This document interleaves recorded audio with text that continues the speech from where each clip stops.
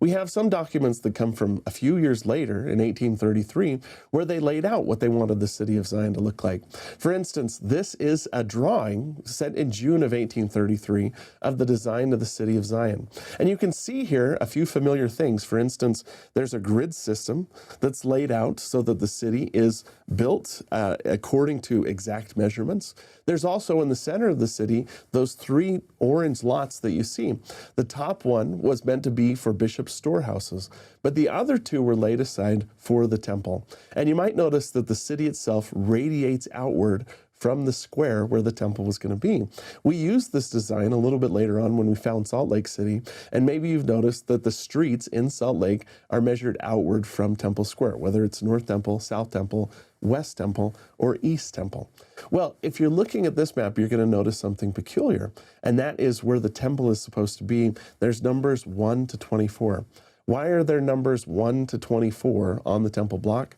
Because the plan was to build 24 temples at the city of Zion.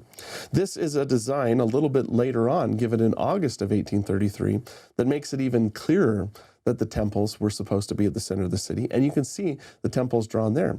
This last one, which came about in November of 1833, also shows the temples. Now, what do we know about these temples? The temples themselves would have looked a lot like what the Kirtland Temple originally looked like.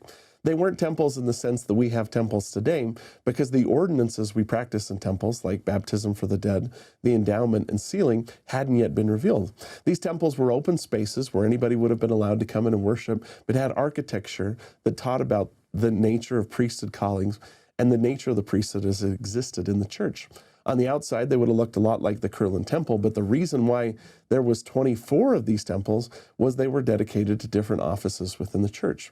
For instance, the plan lays out that some of the temples would be dedicated to the presidency of the Melchizedek priesthood, or the first presidency, the presidency of the Aaronic priesthood, or the presiding bishopric. There were 3 temples set aside for the high priest, 3 temples set aside for the elders, 3 temples for the priests, 3 temples for the teachers, 3 temples for the deacons. These temples reflect the offices of the church as they would have existed in 1833.